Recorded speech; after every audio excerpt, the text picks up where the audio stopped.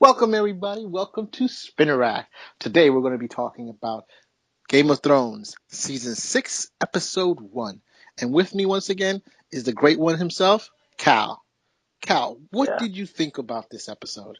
Now, of course, give What us your. a waste of time, man. I mean, come on. I wait a whole season to find out what's the resolution for Jon Snow. They give me nothing. Okay? One of the first signs of a show that is going to be a waste of your time is when the title has nothing to do with what's going on. Red Woman? There's no Red Woman. There's nothing going on. Nothing. Nothing whatsoever. Okay? Jon Snow is the only noble character left on this particular program. He's the only reason why I watched this bloated aggrandized soap opera, and I can't get anything about Jon Snow. And then people want to tell me, oh, well, Jon Snow is dead. No, he's not. He's not dead. Okay, we know he's not dead. We know the whole thing about fire and ice. We know who the fire is. We know who the ice has to be. It has to be Jon Snow. So I just want to see how they're going to resolve this. Are they showing anything?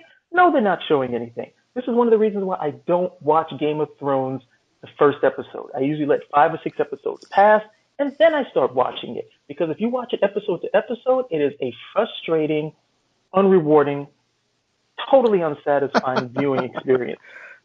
What did you think of it? I clearly think we were watching two totally different shows. Or probably our expectations are very different. I thought it was really good opening. A great setup from what happened last year in season 5. I thought it didn't resolve, you're right, it didn't resolve things, but it was a starting. And if you think that Jon Snow is alive, I got a bridge to sell you. And he's as dead as a doornail. If that's one thing they showed in the episode, he is dead. He bled out. He is not coming back there. The only way he's going to come back is through some type of magical Magic. right, And you've got the red woman there. and she's That's there. what I But thought. he's dead. There's no question about it. And Look, look, he's one of I don't look. he's one of their biggest We know stars. There's no way they're we gonna know let him go. what death means in these shows. Okay, you can bring back anybody you want. There's magic. It'll be out. You can bring back anybody you want. There's plenty of times people should have and they didn't. Like who should be dead right now? Sansa. Sansa should have been dead a long time ago, and she's still running around. Okay, so we already know that they can bring back or they can keep alive whoever they want. So, I mean, to be quite honest, who was the biggest death on the series? That was Ned Stark. Okay, unless you read the books, Ned Stark's death was probably the most surprising thing, and that's what really pulled a lot of people in. They were like, "Oh wow, anybody can die on this show." No, not anyone. Okay, we know Daenerys is not going to die, but yeah, But just about what about any Rob's of death? the second tier characters. You don't think Who? I think Rob's death really got a lot of people. I think John. Rob Stark's death was also in the book as well, and that was part of the Red Wedding. Okay, that was just a big, hey, we're gonna clean house sort of thing. But those are all, to be honest, those are all second tier characters, but you don't find that out until after they kill them. None of the top tier characters are going anywhere. Okay, they're gonna be there at least until the very end. But the second tier characters are all up for grabs. Okay, all of them. I don't know with George Martin. You never know. So listen, what did you think about the episode, the Davos handling of the whole death of Jon Snow? Well, I like what the Night's Watch, those guys who are still loyal to him, are planning. They're like, look, we got to get some help. They've barricaded themselves in.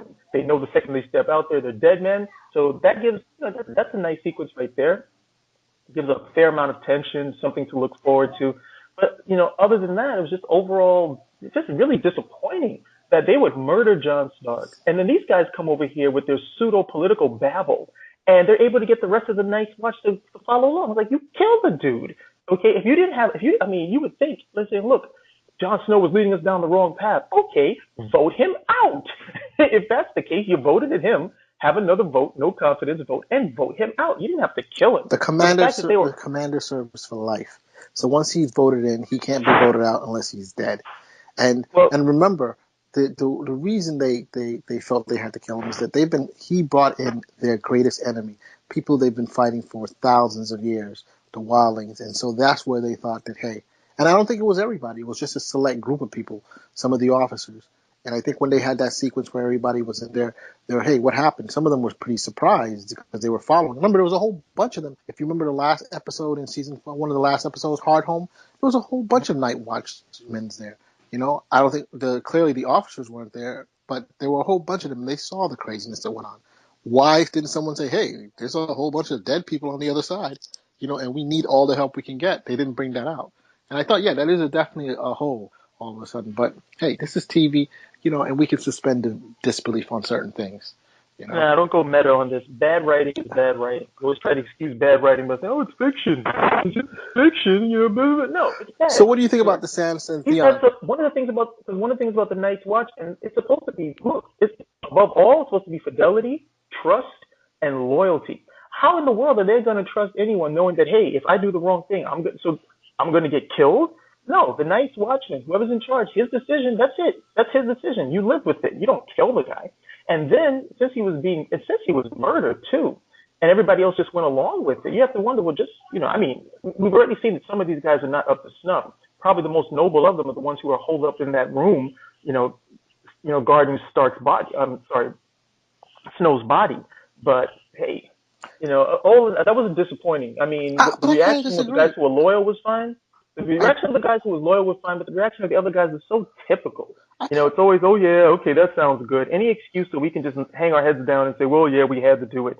I We kind of had to do it. disagree. I disagree. I think that in a lot of different things, even in today's world, you always have a one group that's for, one group that's against, and there's always a large group that's just unaffiliated, and they'll go whichever way the wind blows. If John and him were there battling it out, it would have been one thing. But I Right, think but that the Night's Watch doesn't meet that definition because they're really away from the rest of the world. They have to depend on each other, and they've already seen they already been in one situation, okay, where they have to depend on each other to fight shoulder to shoulder, back to back, and you have to be able to trust the guy. I don't see how you're going to have that sort of trust when you're murdering people because you disagree with their decisions. Especially if it had been two guys, one thing, but you murdered the commander right, and then you try to excuse it away. I but don't see remember how they that murdered works. a couple of seasons back. They murdered the commander. Remember the Great Bear? They killed him. There was a revolt by some of the Night Watch. Remember That was that? but again, that was a revolt. This right over here was treachery. Okay, It's a this was revolt when perfidy. someone else takes over. When you knock off the top guy and you basically take over, that was it. They A they were revolt, a revolt, and then doing like a Julius Caesar stabbing him in the back type of thing. Those are two different things. A revolt is open. Okay, it's open. It's for everyone to see. People know exactly where you stand. This was done in the shadows. Okay, it was treacherous. Right, and it goes against what the Night's Watch is supposed to stand for. So that scene right over there, where everybody was just like, "Hey, let's just go along with it." I just didn't see it fit. I mean, these guys, if they didn't like what Snow was doing, open revolt, no problem. I The other stuff, no, it doesn't go I along with kind it. of disagree. I see it, but you know what? We can't. Let's move on to the next subject because we're not going to agree to disagree. So what do you think Yeah, about because this? you're wrong. What do you think about Sansa and Theon? That was one of the brighter spots in the show. I think it had the right amount of suspense, but it also had resolution. There was some catharsis to three different stories right over there. You Finally, have I know.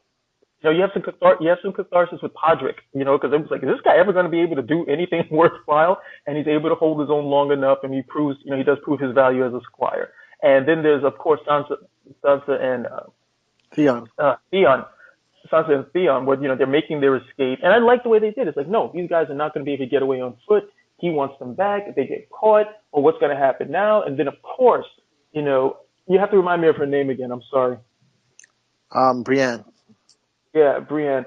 I know I told you about this. She for me embodies like that real. I mean, I love the fact that she's this fighter, this warrior, and they don't like cheese it up. Because a lot of times you see like the warrior chicks, they're still like these hot chicks, and they're slender. They look like they weigh all of 105 pounds.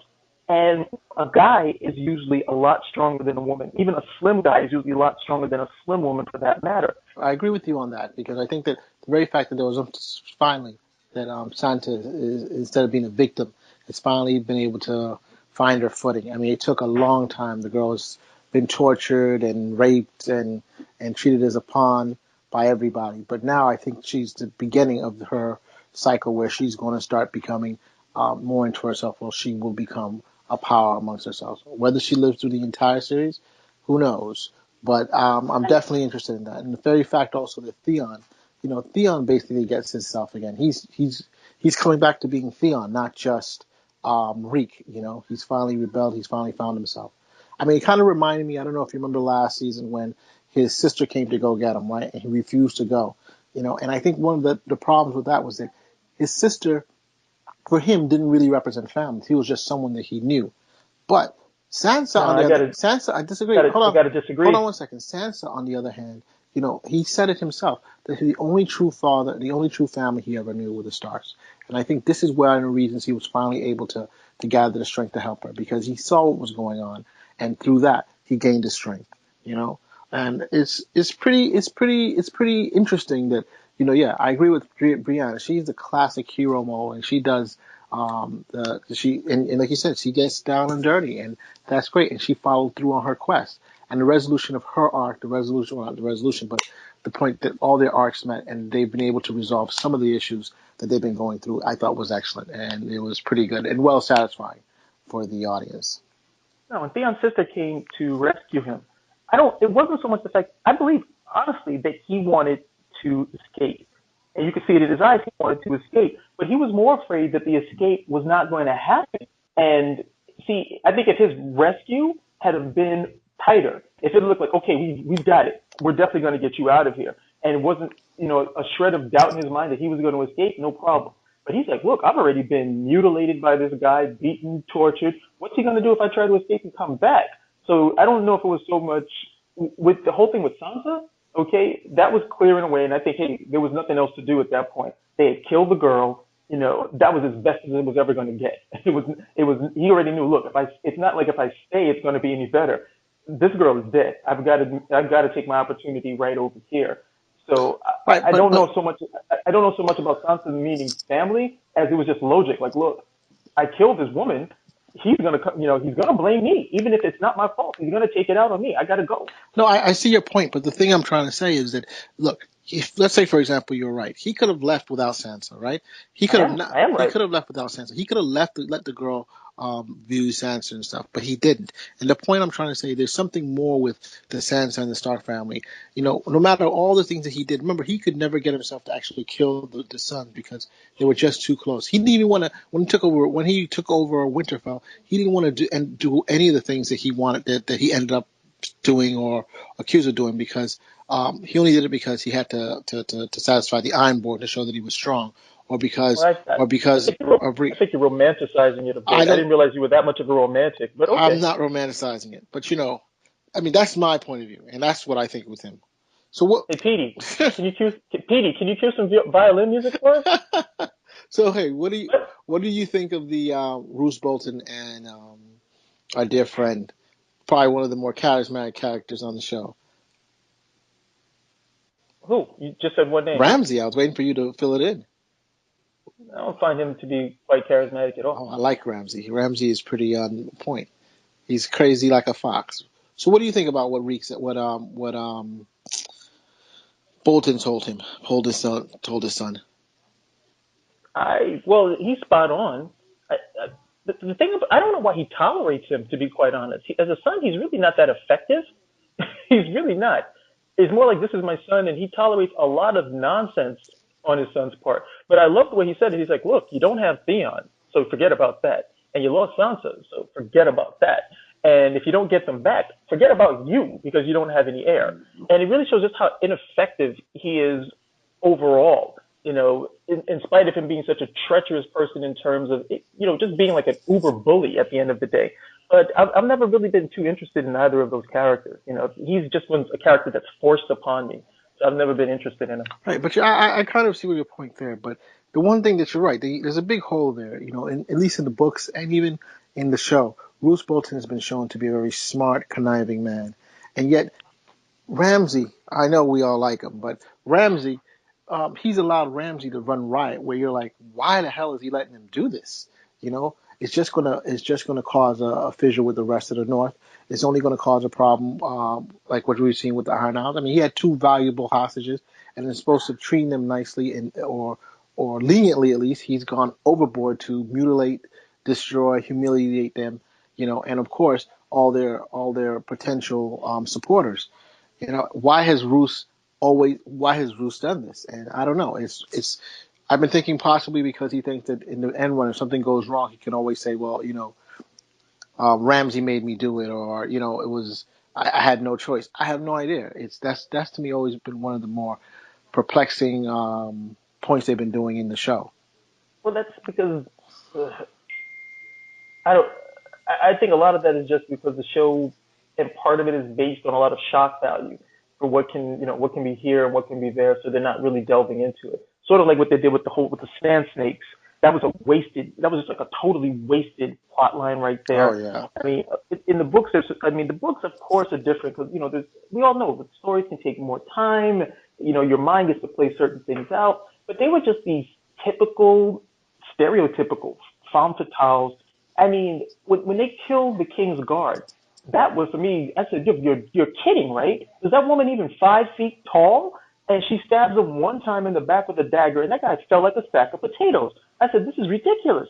I said, it's one thing if they're these really good It fighters, had to be a and poison they just dagger.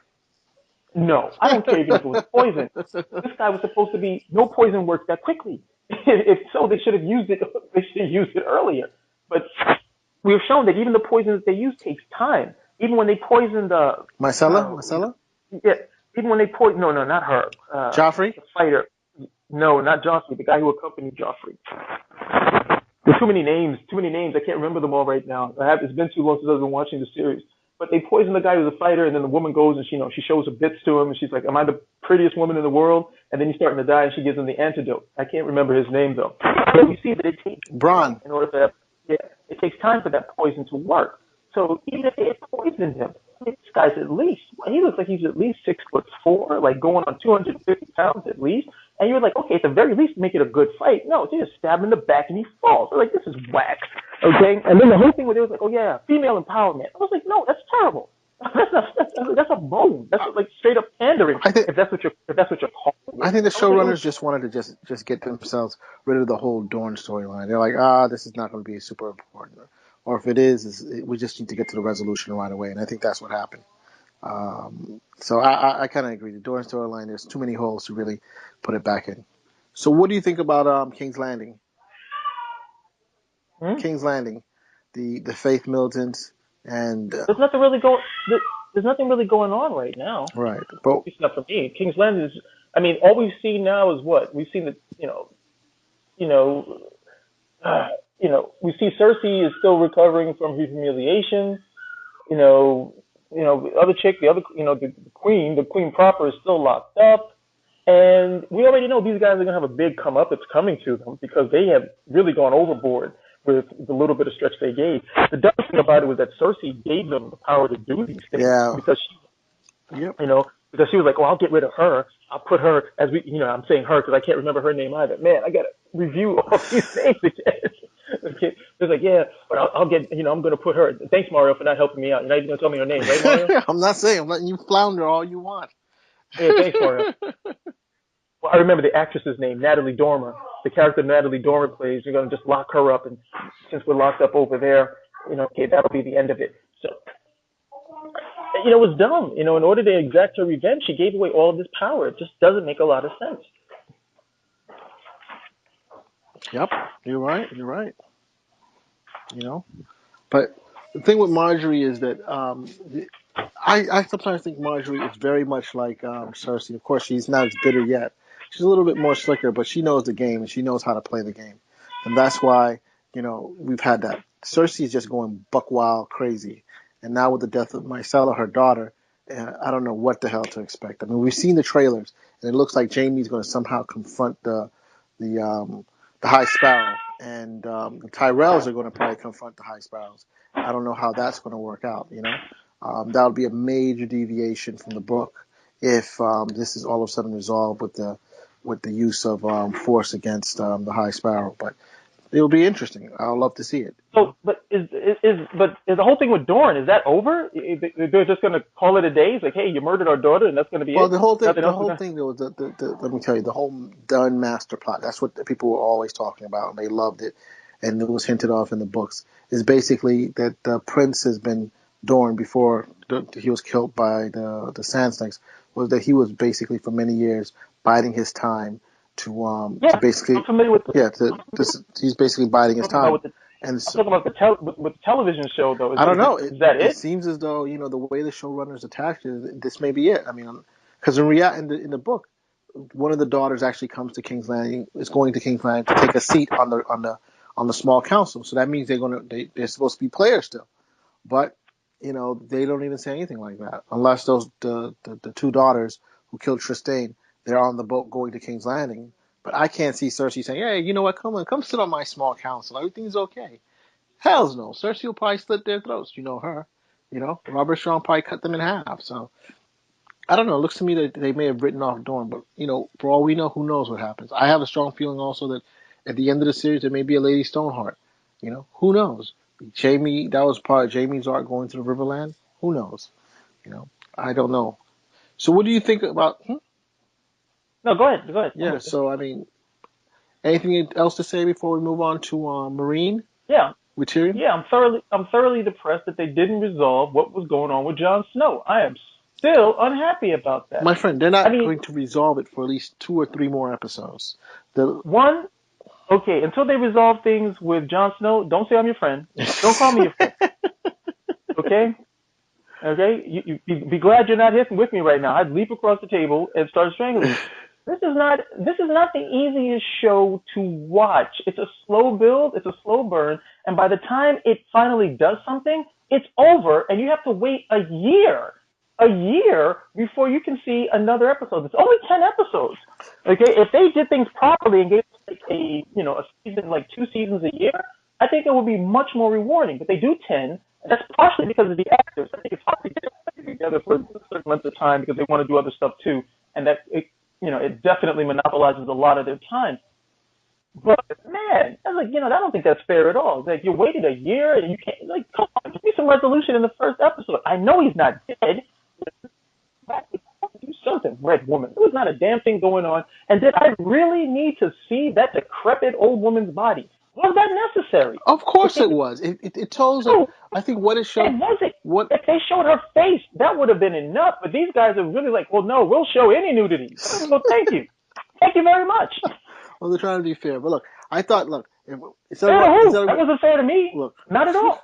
I thought it was an excellent scene. I mean, some people have been complaining about it, but I thought it was an excellent scene because what that scene encapsulates is that she is having a crisis of faith because she thought Stannis was the Azor Ahai. She thought Jon Snow could be it, and yet both times her champions have fallen, and now she's like everything she believed in. She no longer can believe it. So she takes off the thing that gave her something that she was really proud of, her beauty, the look. I don't know if the glamour, I guess it what it is, the illusion of her being young and vibrant and vital, her faith. I mean, because it seems that all those red priestess wear that. Whatever, And man. so, Stop no, I'm romanticizing not it. It's romanticizing, nonsense. but so she takes it off and she goes, I mean, remember, she doesn't sleep. I don't know if you remember that. She doesn't sleep. And she goes to bed, basically, saying, you know what, I really have to, like, think about this, man. What is going on? And I think this is the whole thing where the Red Woman is important because she has to come to herself and saying, there has to be something else. She doesn't automatically, oh, this is how you save Jon Snow. She has to come back and say, you know what, is he really important? Is there something I can do? And then she goes through the whole mechanics of how to bring him back. And I think, Yeah, okay, yeah, I get it. So instead of me just getting the satisfaction, I got to get the slow jerk for a good 4 or 5 episodes. Thank you. yeah, well, they got Okay. it. Look, Yeah, it's $30 million an episode, so they gotta have to jerk you a couple of times. You know what I'm trying to say? They can't just give you yeah, everything in one shot. You know, yeah, they could. Yeah, they at could. $30 million an episode, I'm like, wow. I mean, Deadpool was 55 million. I mean, they gotta be joking. It can't be 30 million. You know, The thing is that the show at this point sells itself. But the exactly. press doesn't understand why it's that much. That just wouldn't make any sense whatsoever. They're saying special effects. They're saying salaries for the staff. I don't know, having 3 or 4 different locations on the. They, probably they could cut their costs if they started filming the stuff on sound stages instead. you know, do you really need to be in Spain or Croatia? You know, Well, then I thought most of the filming is done. I mean, I know they do in some other is in Ireland, no, and that's that not. Ireland is for the I Isn't that the main? Isn't that the main set though? It's no, in Ireland. that's for the wall. And then you have Spain. They do a lot of locations for Spain. That's for Dorne and Yeah, but even that's not very expensive. Those locales are not very expensive. Yeah, the United States and the UK, I know those are expensive.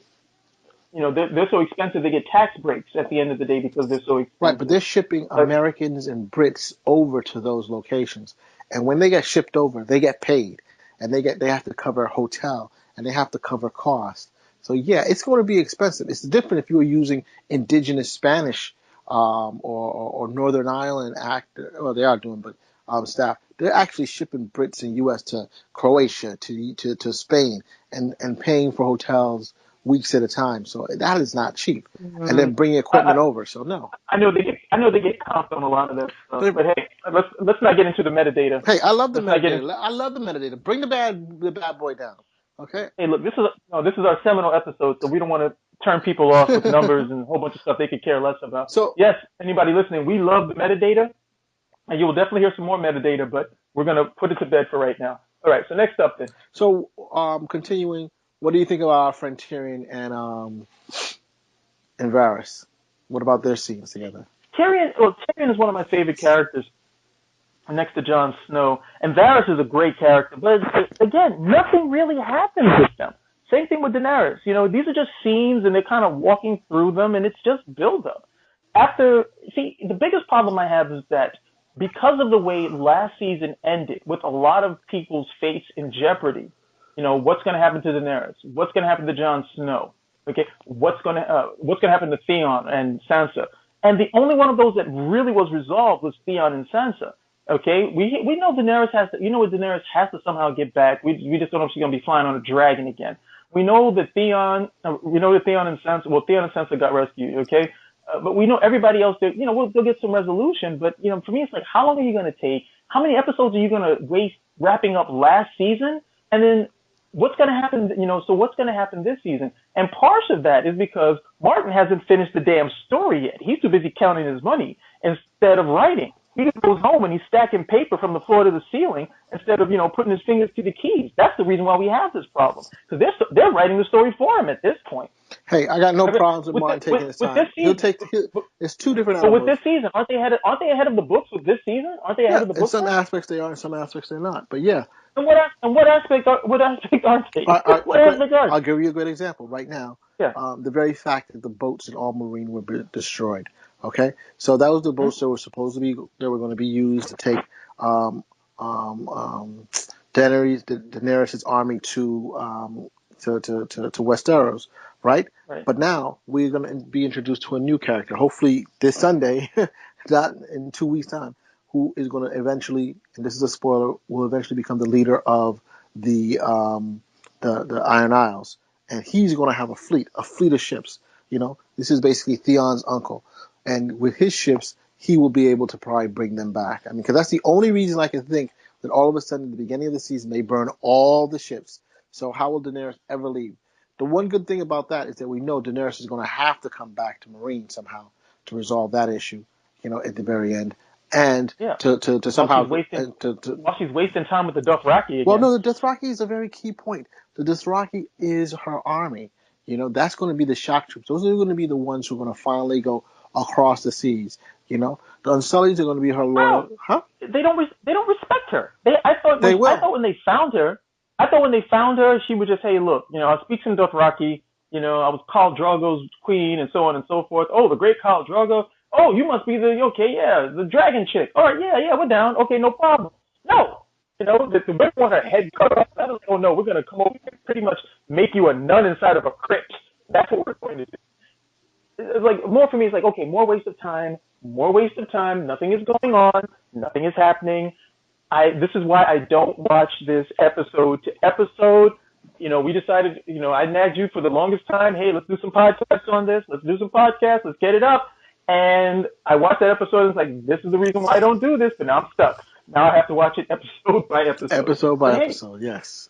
hopefully the listeners, I hope you're enjoying it, because I am regretting it.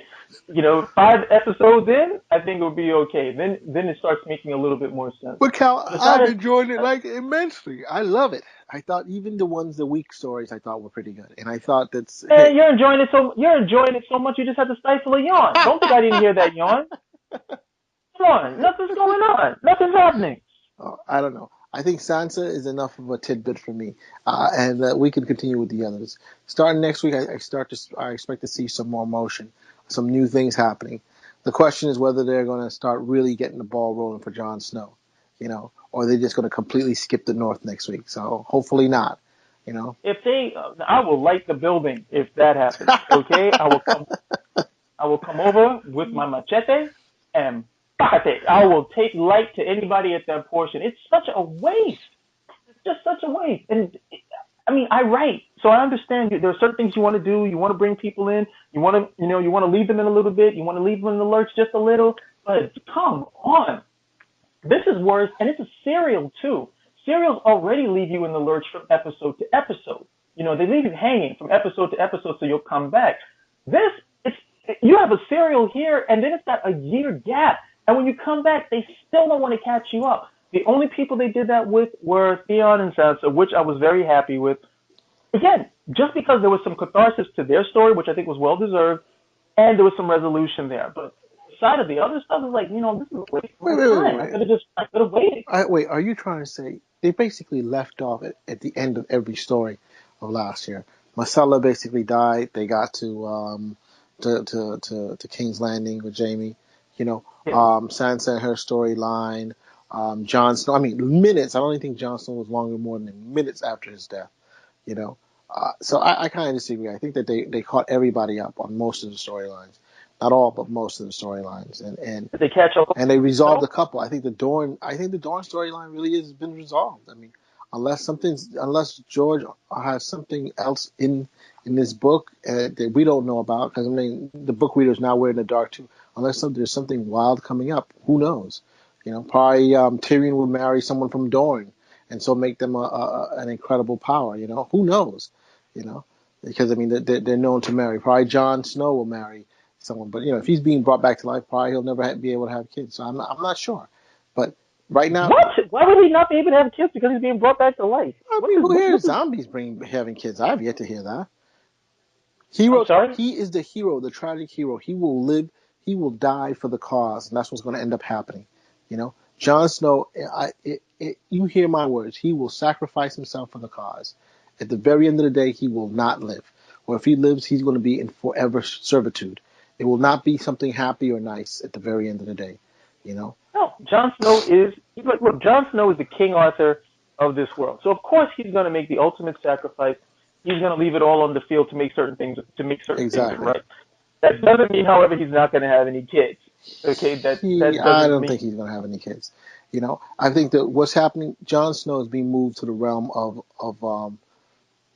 not heroes, but godlike, almost God. Him and his brother, quote unquote brother or cousin, Bran. Bran is basically godlike in what he has, magic or whatever. I mean, this is more than what the normal people there. So the gods are now fighting. The gods of good are now light are now fighting the gods of evil, the others, and we're not even sure the others are really evil to begin with because no one's really explained Yeah, what is their true desire in this whole thing? I mean, is their thing just to come down? If this is just a basic story of them coming down from the north and raiding the south and conquering it, no.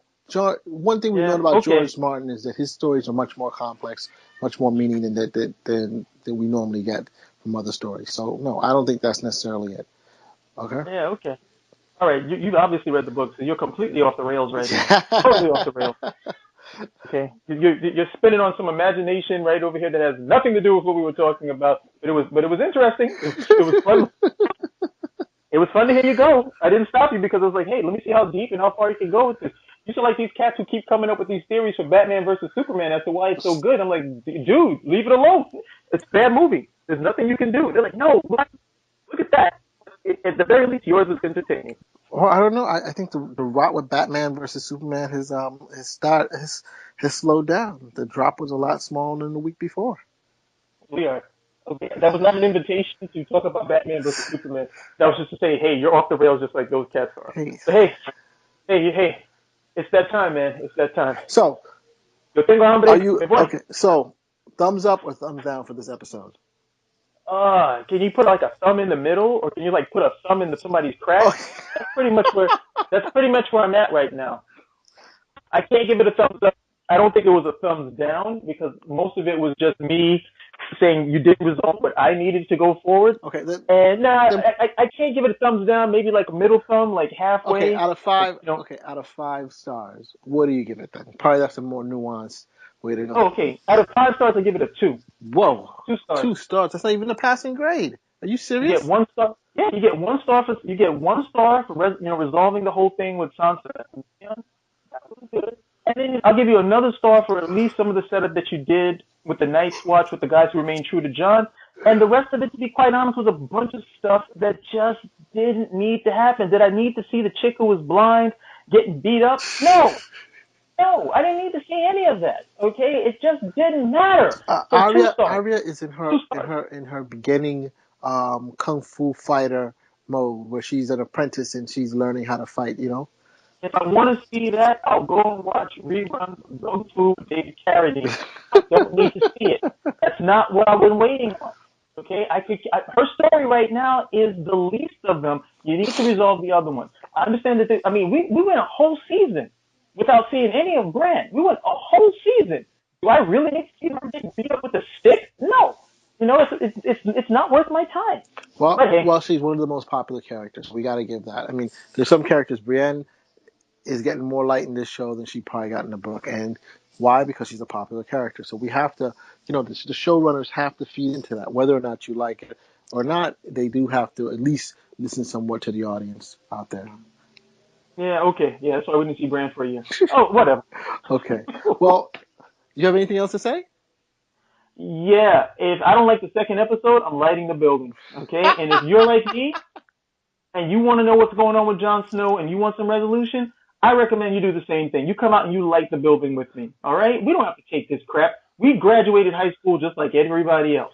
We don't have to stand up. We don't have to stand for this at all. Well, I don't know about you, but I'm going to be watching it all 10, one by one if I have to. So, But since I'm doing this, I got to watch all 10 too. Oh well. well, well, Cal, thank you. Yes, big business. Thank you for our inaugural episode of um, Game of Thrones. And everyone, Yep. thank you for showing up. Spin a rack, Thank you. We'll see you guys next time. spin a rack out. Later.